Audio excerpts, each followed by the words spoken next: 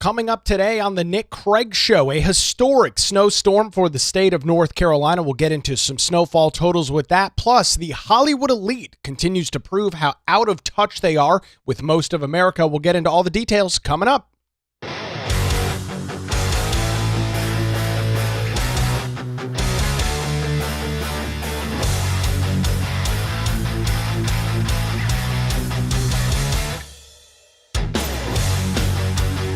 And a good Monday morning to you. Welcome into the Nick Craig Show, streaming live this morning on YouTube, Rumble, X, and Facebook. Don't forget that you can take the show with you 24/7 on demand in your favorite podcast app by searching for the Nick Craig Show. You can also listen online by visiting the website nickcraig.com. Our show this morning is brought to you by Melissa Gott and the team over at the Law Group here in Wilmington. For any legal challenges you might be facing, visit them online at lawgroupnc.com or give them a call, 910-251-6088. We'll have more from them coming up a little bit later on in the program this morning. Plus, it is Groundhog's Day coming up here in just a couple of minutes. We'll see what Punxsutawney Phil has to say as it relates to whether we will be seeing 6 more weeks of winter or not. But before we get into any of that, we need to start off with a historic snowstorm affecting the entire state of North Carolina, fascinating all 100 counties from the North Carolina mountains, the Tennessee border, over here to the eastern half of the state, to the Virginia border, to South Carolina. All 100 counties reporting snow either on Saturday or Sunday here across North Carolina, with some of the highest snowfall totals being up in just north of our area, close to Cape Carteret, Morehead City, Emerald Isle Beach, where the highest snowfall tally is 1 mile southeast of Pelletier, North Carolina.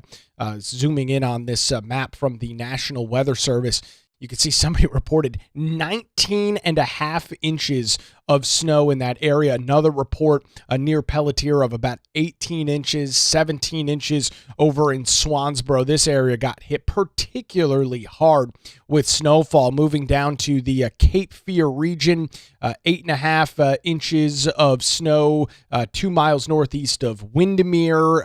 Some other reports coming in. I saw about 7 inches just off of Gordon Road, 9.5 near the Seagate area.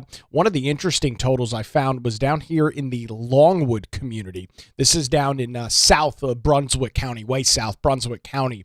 17 inches worth of snowfall there, right off of Ocean Highway in Calabash, about 14 inches there, not far from the South Carolina state line, 8.5 inches over in Carolina Shores, over towards Leland and Bolivia, between 7 and 8 inches.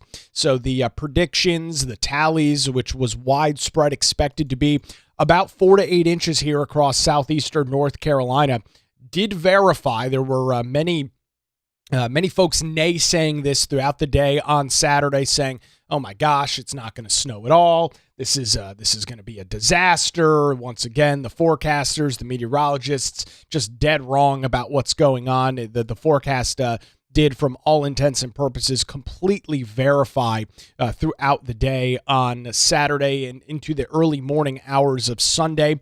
Yes, things came through maybe a little bit later than anticipated, but this was always going to be a Saturday evening, Saturday afternoon storm, and we saw those snowfall tallies begin to kick up. And one quick thing to note, the road conditions are anything but ideal across North Carolina this morning.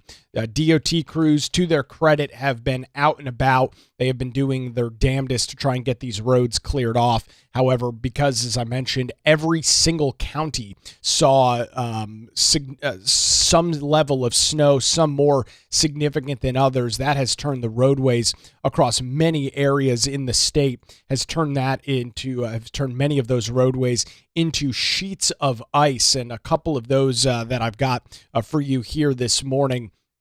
This is a couple of, again, for those listening, I'll do my best to describe. This is Eastwood at Racine, and you can clearly see all of the ice on the road here in this first picture. This is, again, Eastwood at Racine. Very obvious what's going on there. Here is a College and MLK, that busy intersection right before the start of I-40. While most of the lanes do appear to be clear, you can see the slush that has now turned into nothing more than hardened ice across the area as well. Some other roadways. Here's College at Wilshire.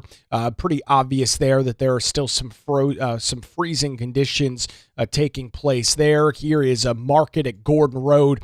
A real mess in this area as well, as you can clearly see. The areas that are not treated have not had any plows scraping. This is make sure I get my bearings right. This is Gordon Road, and you can see the entirety of the two lanes there heading off Gordon towards Market are just complete sheets of ice, and that is going to remain the case for the coming days as the state of North Carolina will continue to see treacherous temperatures in the overnight hours. Taking a look at some of the low temperatures from the National Weather Service, they are predicting some very cold weather here over the next couple of days. Looking at what we are expecting to see throughout the night tonight into tomorrow morning. So this would be late tonight, Monday, into early parts of Tuesday. 17-degree minimum low temperatures in Wilmington, 9 up in Jacksonville, 15 in Elizabeth City. Same thing as we head Tuesday night into Wednesday. We'll see temperatures still in the teens, maybe cracking 20 here across the coast, where it might be a little bit warmer down here in southeastern North Carolina. And it is not until Wednesday night that we see those temperatures overnight being above freezing, at least here in our area. And the rest of the state, it'll be right around that 31, 32-degree mark. So the possibility of some freezing taking place there. Maximum temperatures throughout the day, it's going to struggle to crack 40 today. Fortunately, though, with some sunshine, which we are expecting here, we will see the roads continue to clear. Temperatures will be in the 40s tomorrow, even close to 50, and then 50s on Wednesday. So by probably Thursday morning, the roads should be in really, really good condition, all things considered. Just looking at what the temperatures are going to be looking like and feeling like over the next couple of days. Duke Energy also out with a warning this morning, asking folks to conserve as much electricity as possible as we head through mid-morning due to these frigidly cold temperatures. It is 14.5 degrees here at my house right now, according to the weather station that I've got set up in the backyard. 14 degrees, a very, very chilly morning. Aqua Blues commenting on our Rumble live chat this morning says, North Topsail Beach got between 8 and 10 inches, but hard to tell with the wind and drifts. And yeah, that made the measurements rather sketchy at the best, probably to say, with some of the wind was just was crazy. And especially if you looked at some of the pictures and cameras from the Outer Banks, you would have seen very clearly what those temperatures looked like, or what those conditions looked like. Practically blizzard level conditions taking place there in portions of the Outer Banks. So it has been a wild couple of days here. A generational snowstorm over at the airport. They only report, and I say only, 5.8 inches of snow. However, this marks the most significant snow accumulation in southeastern North Carolina since the Christmas snowstorm, which everybody is familiar with, of 1989, which dumped 15 inches at the airport. So in comparison to 15 inches, obviously significantly less, but this was the most significant snowfall event in the span of almost 40 years across southeastern North Carolina. So hopefully you got out and enjoyed it. I'll admit my back and arms are in a little bit of pain this morning from shoveling a couple of driveways in the neighborhood, getting everything cleared out. If you have not already done that, you need to get that done throughout the day today so that the midday sun can melt off any ice that will persist. But again, roadways not great right now. Schools are all closed across the area. Some remote learning, some just completely closed outright. Some more closures already starting to come in for Tuesday as well. So we are already seeing that will take place, and some of that is predicted throughout the day today. So gradual melting to continue as temperatures will tick up as we head into the latter part of the week. A truly remarkable snowfall event here across the state of North Carolina. Love to hear from you. How much did you receive at your house? You can drop those comments in our live Rumble, YouTube, X, or Facebook chats this morning. You can also comment on any of our platforms after the fact, YouTube, Rumble, and X. And I'd love to hear from you and see exactly what you saw in your neighborhood over the weekend.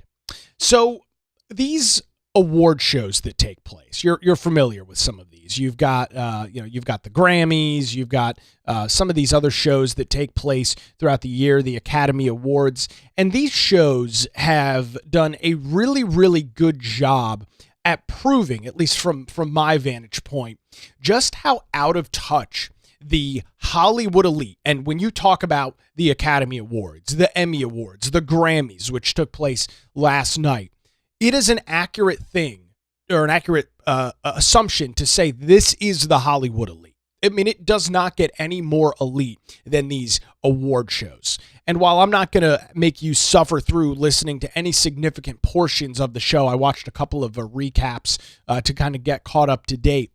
It is truly astonishing how insulated these people are in either television, movies, or music, right? Depending on the show that we're talking about. The Grammys deals with music. The Academy Awards deals with television, and the Emmys, Academy Award is TV, Emmys is movies, I think, is something, how that plays out. But the insulation is real. And you've heard me say similar things, and we've had similar conversations as it relates to the news media across the United States as well. This is a growing trend in these West Coast, predominantly West Coast or highfalutin coastal areas across the country, where these individuals, many of them songwriters, actors, actresses, people that you are very familiar with, seem completely disconnected from reality, seem completely disconnected from what the vast majority of the American people are dealing with. And it showed its ugly head last night, once again at the Grammy Awards, which I'll note is not even on television now because so few people watch it. I pulled this chart from CNBC showing over time what the audience numbers are for these award shows, the Academy Awards, Grammy Awards, and Emmy Awards. And you can see pretty consistently since about 2013, 2014, all three of those major shows have had their audiences absolutely plummet to the point now where many of them are cracking less than 5 million viewers. Now, let me be clear with this. If 5 million people watch my show, I would be very happy. We are not near those numbers here. But you are talking about a show that is running in prime time on one of the major national cable networks. Depending on the show, depending on where it is, it's either on CBS or ABC. So you are in hundreds of millions of Americans' homes for free. I'll note there's no subscription. All you need is an antenna from Walmart and a modern television, and you can pick up CBS, ABC, NBC, all of the three-letter networks in your home. And so when you look at these viewerships that are in and around 5, 6, 7 million people, these numbers are atrocious. I mean, you have paid for cable television shows that are averaging more viewers than this. Fox News is averaging something like 5 million viewers during some of its primetime shows every weeknight. Fox News is not available for free. Fox News is only available if you are paying a subscription to either a cable company, YouTube TV, Spectrum. I think you can stream those shows on the Fox Nation app or whatever they call that platform now. So a paid-for television show that runs for an hour is averaging higher viewers than some of these award shows. And I think it builds the case and builds the narrative that these groups remain continually out of touch with the American people. And we saw it all last night. Don't want to play any of the clips because I'm sure YouTube will copyright strike this, or X will throw a warning on it and delete the video. So I'm not going to play a bunch of clips for you, but it was the same thing that you would expect over and over again. It is celebrities, Hollywood elites, music elites focusing on issues that I don't think the vast majority of the American people care about. And obviously the topic of discussion last night was immigration and customs enforcement, ICE, which, yes, is a major topic. I'm not talking about that in particular, but in general, it is fixating on nonsensical issues that voters, frankly, don't care about. When you ask a voter in any sort of political poll, what are your largest issues? You see a couple of themes that are consistent. You have things like inflation and or the economy. Sometimes those are the same issue. Sometimes they're separated depending on the poll. So inflation, the economy, jobs, and things like public safety. Those tend to be, and have been now for decades, the largest issues that have affected voters. Go back to the last presidential election, illegal immigration was on there. That was a major topic because the Democrat Party, the Biden administration, completely admonished and ignored our federal immigration laws, some of which have been on the books now for, maybe 40 plus years, even cases 60 years, ignored that and allowed people to just waltz into the United States of America. No harm, no foul, do whatever the hell you want, no problems whatsoever. So these major issues like the economy, which remains a major topic. And you've heard me state this before. I don't have any problem. Unlike the left, I don't have a problem being critical of people that are in the same political party as me. I don't have an issue with being critical of the president of the United States, who I will say I proudly voted for. The domestic economy needs to remain the focus of this administration as we head through the rest of this calendar year. It has to. When you look at what is going to possibly give Republicans the ability to have success in the midterms, which is probably not going to happen, not because the Republicans suck, not because Trump is a fascist, not because the Republican Party is akin to the Nazis of Germany back in the 1930s, but because history has shown us now for generations that midterm elections always favor the party that is not in power. That is why there is a small likelihood that the Republicans will prevail. It's got really nothing to do now with the current political culture. And anybody that tells you otherwise is frankly full of shit, because this has been the case now for 100 years. The party that is in charge typically does not win in the midterms. That's just been the way that it is. It happens to Republicans. It happens to Democrats. And so you've heard me state before, and I will continue to harp on this and hope somebody in Washington, D.C. is listening. The focus has to be on the domestic economy. Now, that does not mean that you stop doing everything else. That does not mean that you ignore immigration, ignore foreign conflicts, of which have been a major topic of discussion for years now. It does not mean you ignored the other issues, but from a public standpoint, from a messaging standpoint, from a perception standpoint, this administration, which includes the president, it also includes people like House Speaker Mike Johnson, the leader in the Senate, John Thune, they need to continue hammering on the economy. They need to continue pushing that message forward. And so I will state that needs to remain the top priority. And if you watched, and I'm sorry if you did, the 2026 Grammys last night, you didn't hear any discussion about the economy.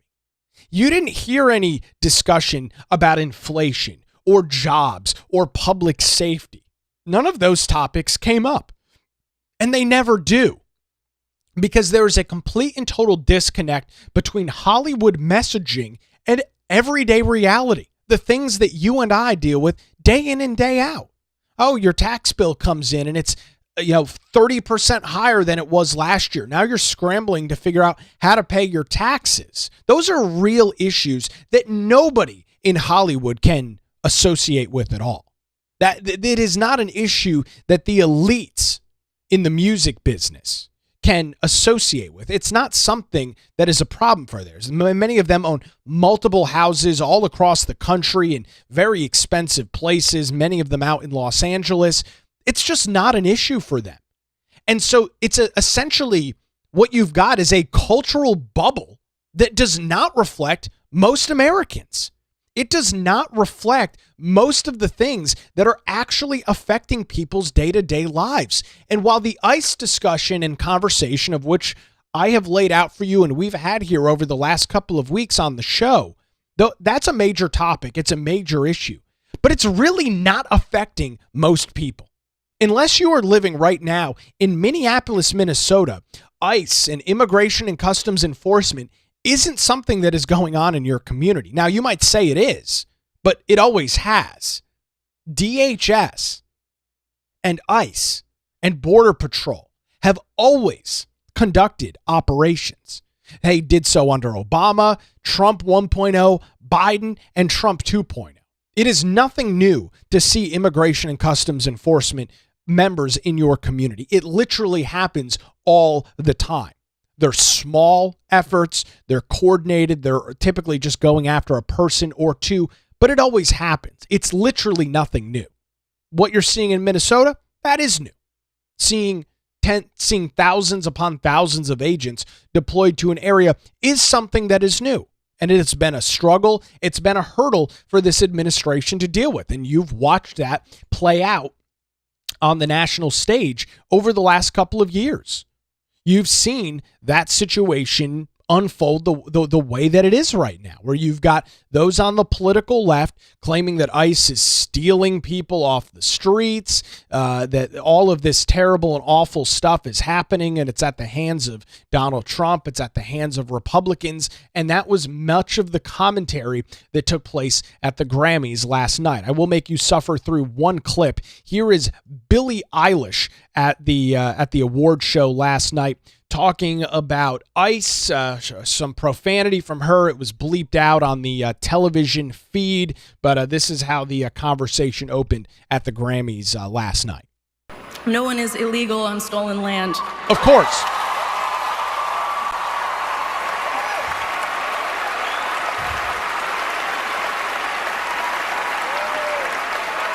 And yeah, it's just really hard to know what to say and what to do right now. And I just... Now, hold on a second. I have to stop this clip. It's really hard to know what to say and know what to do right now. Billie Eilish, who I will admit I'm not a fan of her music, don't know a whole hell of a lot about her besides that she's a very prominent musician. She has a net worth somewhere in the ballpark, according to online sources, take that for what it's worth, has a net worth somewhere in the ballpark of between $50 and $100 million. She would be classified as an incredibly wealthy individual. I would argue somebody that has a worth of that is in the upper echelon of the 1%, which of course the left hates, right? Eat the rich, all of this, all these fun things that you always hear from these leftist idiots. Billie Eilish very well falls into that category. She's got between $50 and $100 million net worth. That's not all liquid, so on and so forth. Not getting into an economics discussion this morning. But she doesn't know what to say or what to do. Billie, you are disconnected from everything that normal people deal with on a daily basis. And this is not meant to be a negative statement. These individuals are not normal. And I don't say that to be mean or rude, and I don't mean it in that way. But they can't possibly put themselves, most of them can, some can. Most of them cannot put themselves in the shoes of everyday normal Americans. And that's in large part not only due to their economic benefit and their economic worth, which I don't have a problem with at all. If you can produce music and make hundreds of millions of dollars, I love it. That's what capitalism is. If you've got a talent, if you've got something that people are willing to buy and in this case listen to and purchase, I love that. I'm not offended by it, even if I don't like the music, even if I think it is some of it is a little ridiculous. That's not my position to say. I'm a tried and true capitalist. And if you can profit and sell something, I say have at it. And I tip my hat to you. Bravo. Well done. I don't hate you for it. Like, by the way, many of the people who are cheering and clapping with this statement. So Billie Eilish, with her $50 to $100 million net worth, just doesn't know what to do with the current situation unfolding in America. I feel really hopeful in this room, and I feel like we just need to keep fighting and speaking up and protesting, and our voices really do matter, and the people matter, and I say sorry. So what, it did not come through on the feed because it was blurred by CBS, but she said F ICE and said it out loud. F-U-C-K ICE. Very brave. We need to continue standing up. We need to continue protesting. Our voices matter. I don't really know that your voice in particular matters outside of you obviously having the ability to go out and vote for somebody. As I'm sure Billie Eilish was a proud individual voting for Kamala Harris in 2024. I'm sure she stood lockstep and arm with the former vice president of the United States, but she lost. Harris and Tim Walz got blown out in the 2024 presidential election. The American people actually made their voices heard and overwhelmingly supported Donald Trump. 7 of 7 swing states won the popular vote for the first time as a Republican in nearly 20 years. So I would argue the people have spoken. But it's the same tired nonsense. Nobody is illegal on stolen land. I mean, it's just the same crap now that you've been hearing for a decade. And so I go back to the audience numbers, the viewer numbers here from the these various award shows, the Academy Awards, the Grammy Awards, the Emmy Awards, and it's obvious that the vast majority of the American people don't agree with this. It's blatantly obvious that that's the case. If regular everyday American people were supportive of the comments coming out of Billie Eilish's mouth and all of the other liberals that were at the Grammy Awards last night, don't you think that the viewership would be a little bit higher? Don't you think more individuals would spend their Sunday night, when I'll note a lot of places, including North Carolina, South Carolina, Georgia, portions of Virginia, were literally snowed in yesterday? Don't you think that those individuals would tune into those shows? Don't you think that individuals would be interested in actually watching some of this content? Yeah, you would. But they're not. That's why the audience, that's why the viewership is in the toilet. 5, 7 million people watching these award shows on national television? Why might that be the case? Because this cultural bubble that has been not created, but exists in many of these political circles on the left, these Hollywood elite circles, just is often skewed towards things that do not represent the vast majority of Americans. And it's this bleeding heart liberal comments and analogies that are drawn that just don't seem to resonate. You know, many of what you hear from these individuals, they don't have personal experience with this stuff. They can't relate to what it's like to be a middle-class American. And yet it's the typical hypocrisy of the left. They care so much about Alex Purdy. They care so much about Renee Good in Minnesota, in Minneapolis.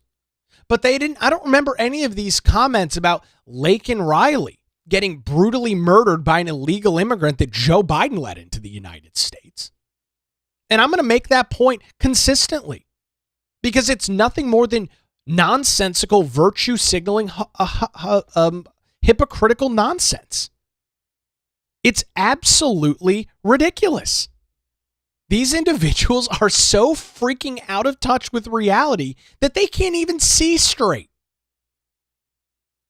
They don't know what it's like. And so they put on their scandalous outfits. They walk the red carpet. They get up on stage and say, no one is illegal on stolen land, whatever the hell that's supposed to mean. F ICE.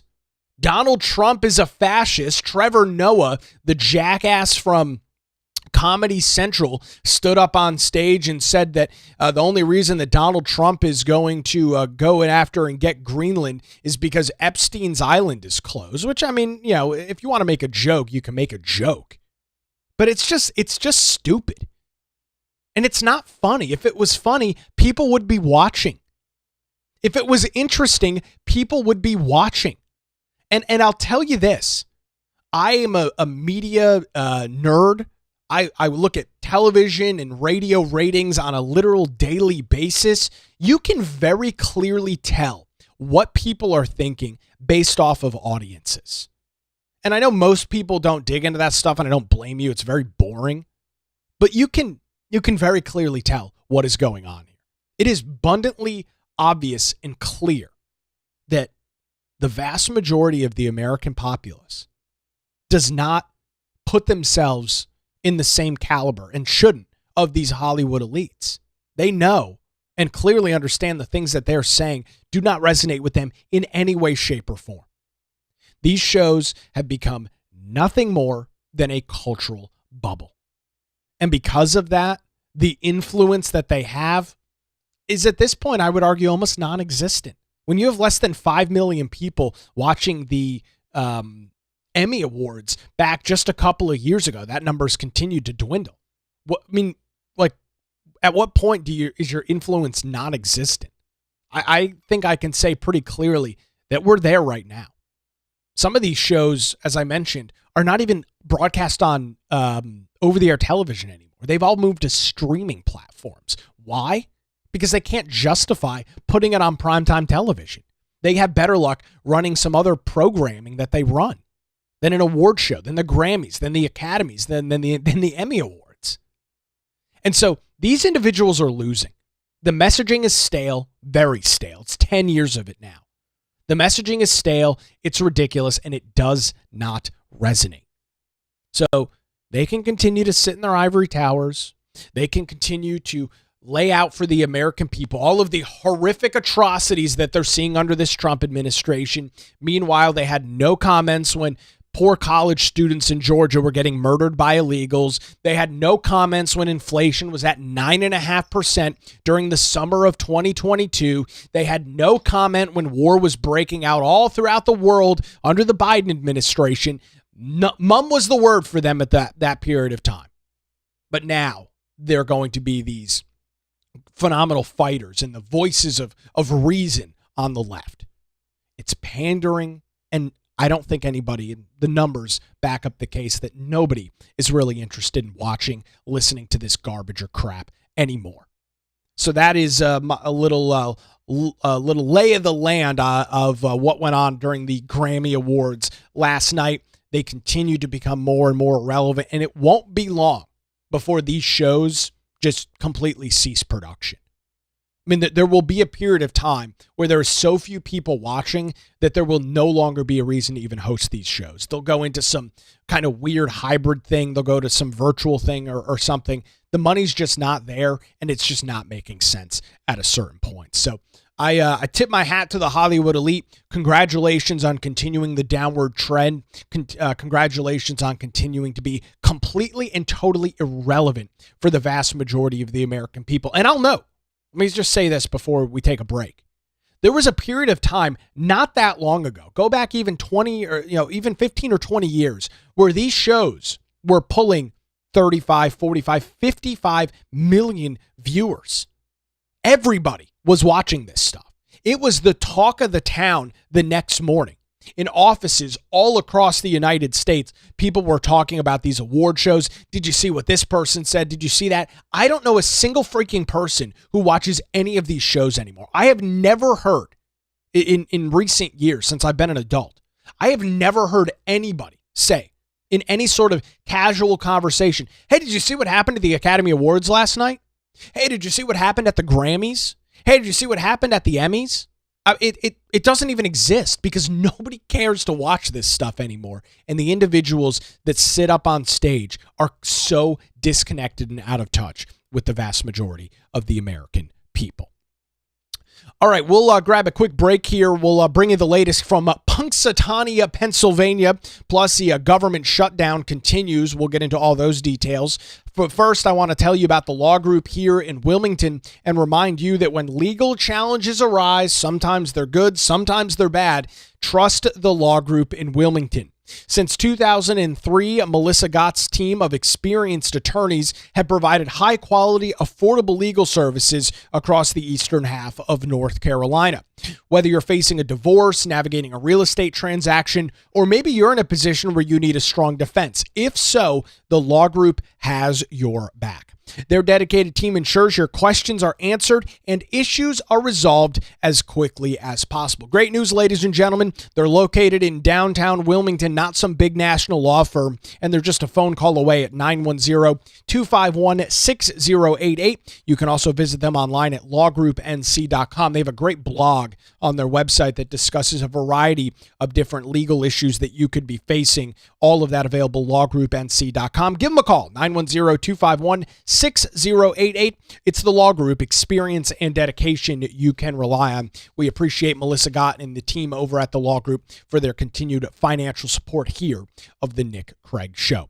All right, to Pennsylvania and Washington, D.C. coming up after this. You're listening to the Nick Craig Show, streaming live this morning on YouTube, Rumble, X, Facebook, and available 24/7 wherever you get your podcasts.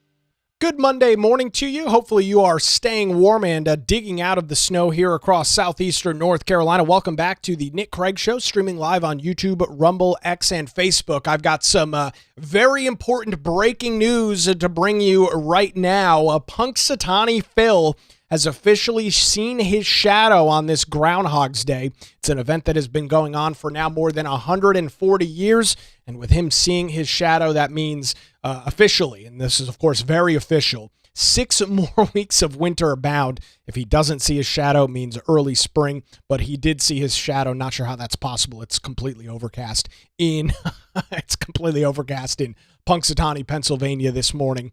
But breaking news, Punxsutawney Phil has officially seen his shadow. So we're all screwed, and we're going to see, I guess, much more cold weather as we head through the month of February. Breaking news right here on the Nick Craig Show. All right, on to some other news this morning. A federal government shutdown, at least a partial federal government shutdown, does continue this morning. It started Saturday night. That was the 31st into February the 1st, Sunday morning, and that government shutdown is now in place. However, House Speaker Mike Johnson says that everything should be resolved by tomorrow. The House Speaker making his rounds on the cable news and Sunday network shows this weekend, saying that he is confident that the partial government shutdown will end by Tuesday. This is despite Democrats doing their damnedest and fighting tooth and nail to keep the government closed, at least partially. Why? Well, the issue now is ICE funding. The issue now is DHS funding, which ICE falls under the umbrella of the Department of Homeland Security. So the government officially shut down at 12:01 a.m. on Saturday after Senate Democrats decided the last-minute rebuff of a bipartisan funding deal and bill that has been in the works. So with that, the government has now at least been partially shut down. However, Johnson told NBC's Meet the Press on Sunday, "Let me say that I'm confident we'll do it by at least Tuesday," saying, quote, "No one wanted to put the pain on the American people again. The Democrats forced it.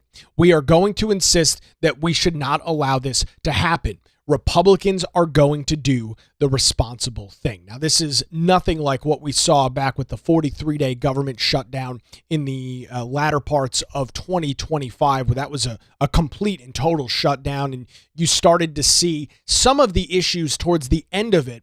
But, it's kind of we kind of laugh and joke about this on the right, but were there really any impacts? I mean, unless you were flying in like the between like the 35th and 40th day of the shutdown, when you started to see major amounts of TSA and air traffic controllers just not showing up for work, the federal government shutdown that went on for 43 days, the longest ever in U.S. history, didn't really have an effect.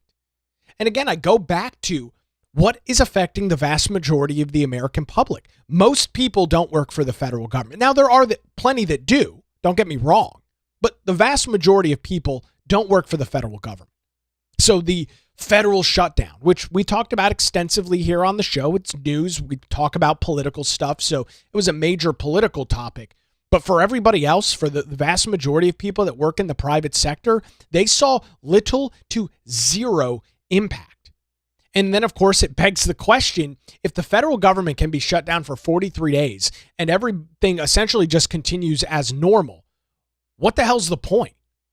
I mean, really, I'm not trying to get into some weird libertarian argument about completely abolishing the federal government, but the government can be shut down for 43 days and everything for the most part continues to chug away as normal. You begin to ask the question, how much of government, how much of what we deal with day in and day out is actually relevant? How much of it is actually impactful and influential enough that we need it to take place? If your local town was shut down for 43 days, let's say Wilmington was shut down for 43 days, all the businesses were closed, everything, you would see major impacts. The government was just shut down for 43 days, and most people saw arguably nothing whatsoever. So we will watch this as it plays out through, I guess, presumably just through tomorrow. Lawmakers are expected to begin the process of making their way back to Washington, D.C. today. We could potentially see some procedural votes in the House, maybe late in the day or late today, maybe into the overnight hours. But according to House Speaker Mike Johnson, who I tend to believe, based on the fact that he has been making phone calls, talking to the Republicans in the House, he believes that this thing is set to be done by Tuesday. And at this point in time, I have very little reason not to believe the words that come out of his mouth. Democrats are placating. Senate Minority Leader Chuck Schumer has demanded that the Trump administration essentially end immigration operations in places like Minneapolis, Minnesota, has made all of these other demands. But the reality is one that is very simple. Democrats, you lost. And I don't say that to be cute. I don't say that to be funny, but it's the truth. You guys aren't in a position of power. You don't have the majority in either chamber of Congress, and you don't own the White House. And so your plea, your pledge that all of this stuff has to happen is falling on deaf ears. I don't care. Now, you win back power in the midterms? All right. Then we can start having a conversation. But right now, you're in the minority, and this administration, whether it's the president, Mike Johnson, John Thune, we don't and we're not going to placate to you. And fortunately, we saw this during the large shutdown last year. Democrats tried ratcheting up the pressure. They needed to save Obamacare, the failing healthcare plan that they brought forward that has a Democrat's name slapped literally right on the name of it. They all this outcry and rage. The Republicans didn't cave. The Republicans didn't fold. And that is, I think, only the responsibility of Donald Trump, who was able to keep the Republican majority in line and did not give them the ability to bend over and cave to the Democrats' demands, or as the Democrats like to call it, a compromise. The C word, as I call it in politics. Anytime you hear a Democrat open their mouth and utter the word compromise, as a conservative, as a Republican, you can guarantee that you are getting nothing of what you want, and the Democrats are getting everything. They use this word, and I'm saying this to you to keep your eyes and your ears open when you hear Democrats talking about stuff. We just need to compromise. Democrats don't compromise.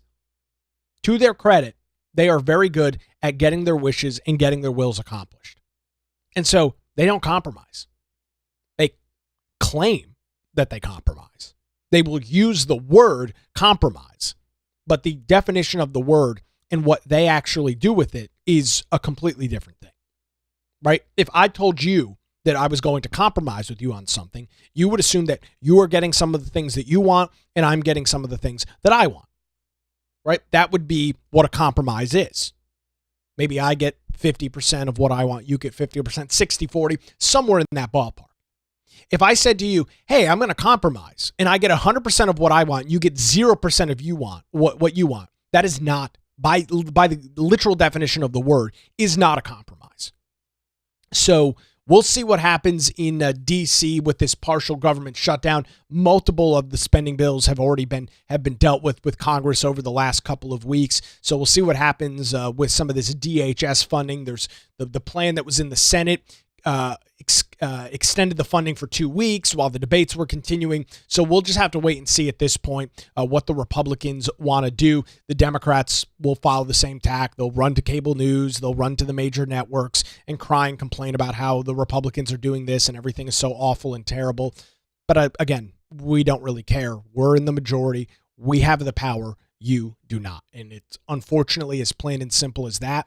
That's how politics work. The party that wins gets to govern, gets to lead. The party that does not win does not get to govern. They don't get to lead. They can placate, they can gaslight, they can do all this other stuff, but you don't get to lead. And for Democrats, they have the ability to lead later this year. They have the ability to put together a strong coalition, strong messaging to win in the midterm elections, which I will note is there's a high probability of that. They're not going to flip the Senate, but they will likely flip the House. And I'm not being a doomer. I'm not saying, it's all is lost. That's what history would show us based on midterm elections. Is there the possibility that Republicans are able to hold on to the majority? Sure. It's definitely possible, but I wouldn't say it was likely at this point. Obviously, we're very far away from that. And the issues, some of you have heard me say this before, the issue or issues that very well could define the midterm elections coming up in November may have not even happened yet. There could be a major event that happens in the United States that defines what those midterm elections look like. And there may not be. It might still be ICE and immigration, and that might be the main driver. And if that's the case, the Democrats probably wipe the clocks clean of Republicans. But the major issue may have not even happened yet. So anybody telling you right now that they know for certain how things are going to play out in the midterms, how things are going to play out for Republicans in November, they have nothing to base that on whatsoever. So we'll keep an eye on the government shutdown, the partial government shutdown. We'll bring you the latest, probably coming up, I guess, probably Wednesday morning here on the Nick Craig Show.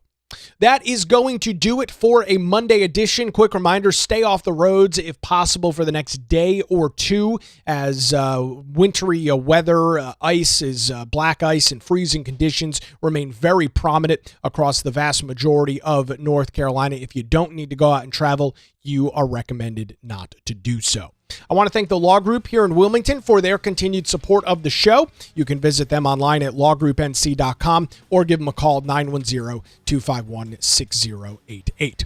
The Nick Craig Show streams live weekday mornings, 7 a.m., YouTube, Rumble, X, and Facebook. We are not on radio tonight, being preempted by college basketball, but we will be back there on Charlotte's FM News Talk, 107.9 FM tomorrow night.